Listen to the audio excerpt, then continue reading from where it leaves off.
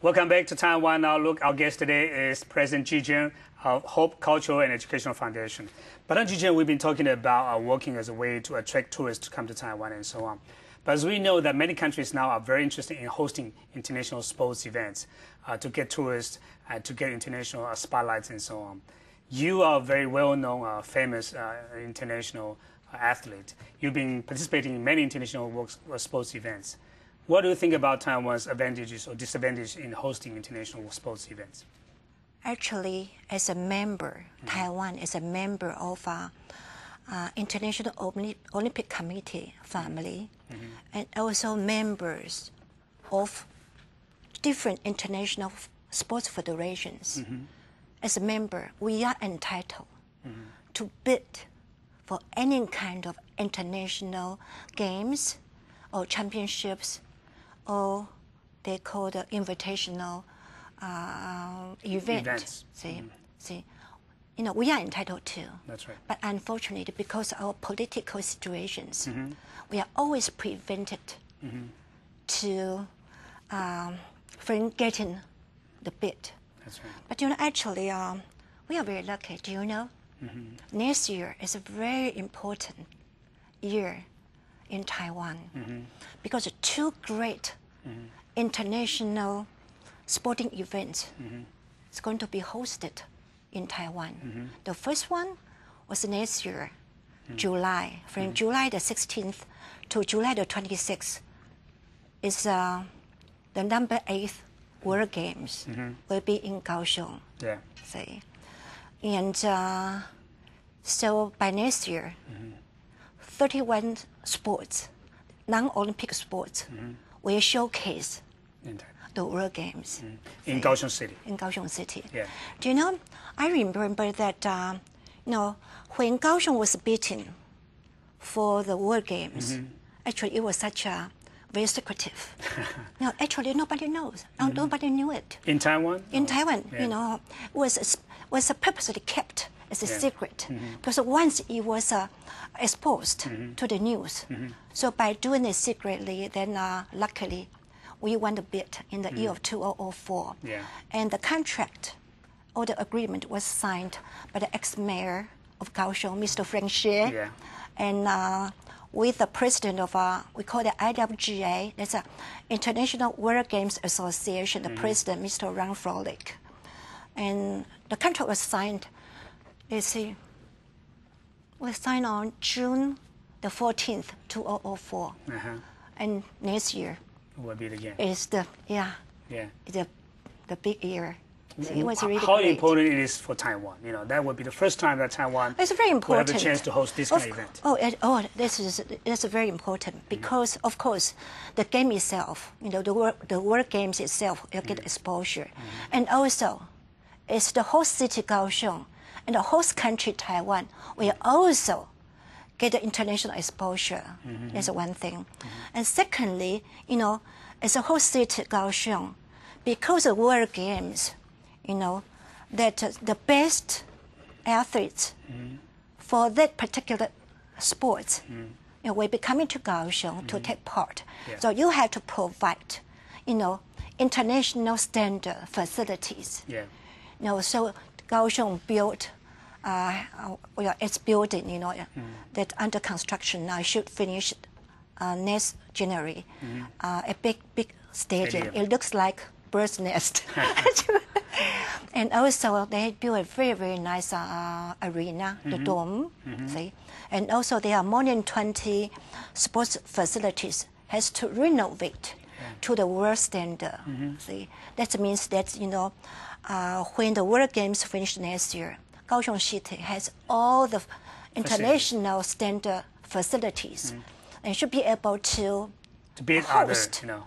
yeah, or organize, you know, either the multi-event games or individual international sports event. That's right. See, and also the related sports industries, they should, you know, get a boost. And of course, the tourism. Yeah. You know, a lot of tourists will be coming because next year you should have about the great athletes, the real fantastic athletes should be about 4,500 participants. And then also the officials and the international media, the reporters, and also the sports fans of different sports that will come in from different continents, from Europe, from Asia. Well, I would not be surprised even from Africa. So with the past experience that World Games in the past, they have drawn at least 500,000 spectators. So we can call it as mini Olympic Games. Oh yeah. So in addition to the World Game that to be hosted in Kaohsiung City in next July, I know you also be one of the promoters or helpers for the hosting of the Deaflympics in Taipei next year as well. Tell us about the game. Yeah, actually, we should be very happy. As I mentioned a little while ago, next year is a great year. It's a big year for Taiwan. That's right. Next July, the World Games in Kaohsiung, and then next September, the Deaflympics, actually called Deaf Olympics. Yeah, that's so call that Deaflympics. Will be in Taipei. You'll never believe it. It was a very, very. I remember, the year 2003, and when Taipei City was beaten for the Deaflympics of 2009, and it was a very tough race between Taipei City and, you guess? Beijing? No, Athens. Oh, Athens, I see. No, Athens, year of 2003. And then 2004 was the Athens Olympics. See? Do you know, the delegates from Athens, they thought that they had that. They deserve it. That's right. And with all their facilities, they are so certain they would have, they're going to get it. Yeah. See?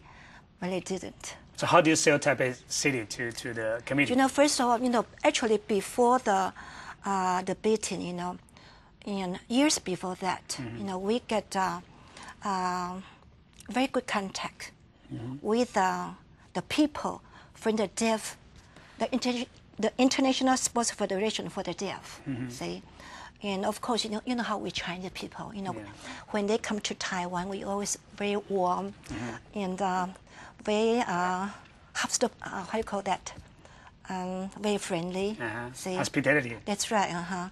And they really like us very, very much. Yeah. Actually, the reason that we won the beating was because the personal relationship, between our delegates, and also, the people from different, their national associations, from different countries, and most importantly, it's the international federations.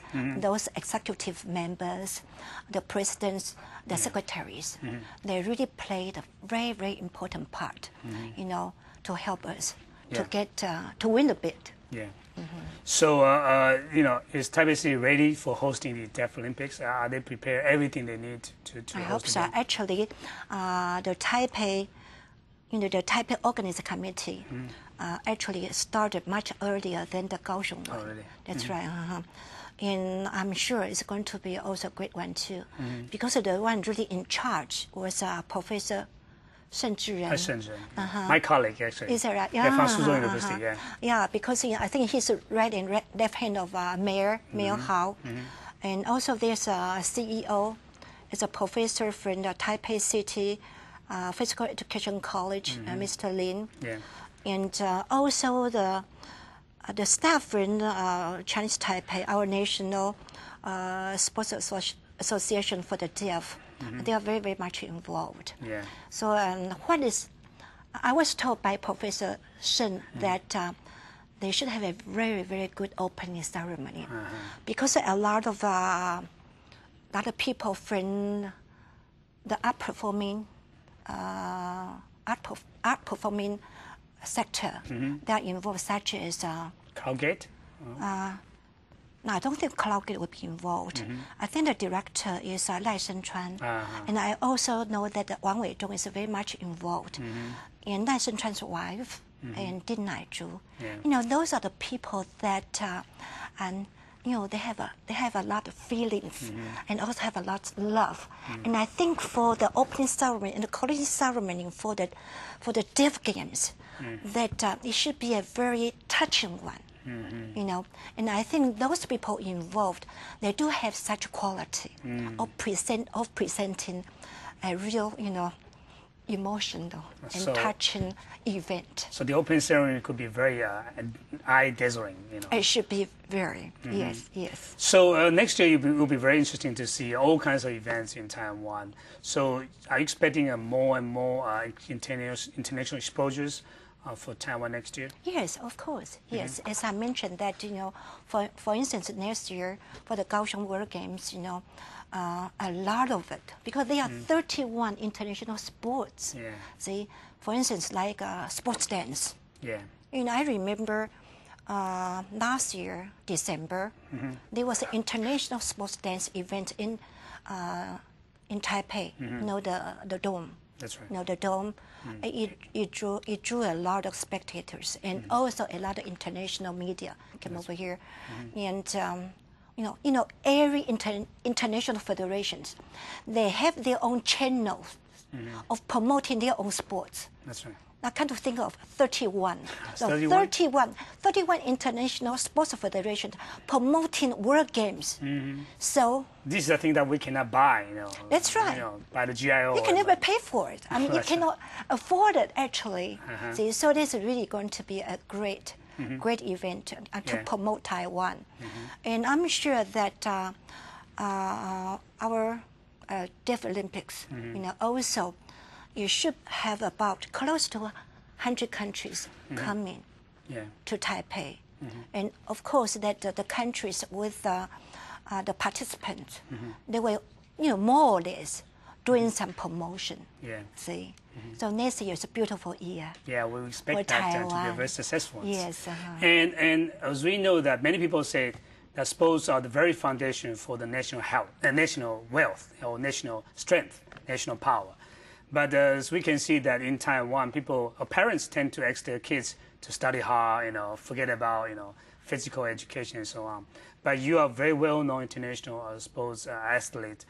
And when we come back, we'll talk about the so-called physical education in Taiwan and also talk about the environments for promoting sports in Taiwan. So we'll be back after this message. Don't go away.